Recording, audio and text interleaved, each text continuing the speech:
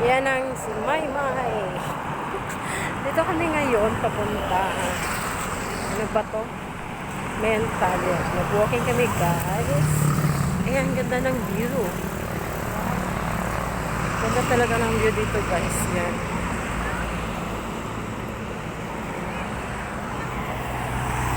Tapos meron pa mga bulak dito guys. Mga flowers.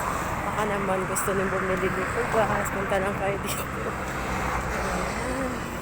It's a very nice place.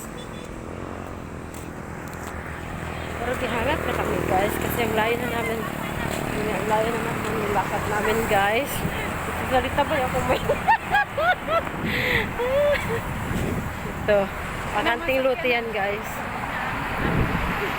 Itong area namin. Kaya nagpasyal kami dito guys. Nabili namin. Ngayon lang guys. Binayaran na namin to guys.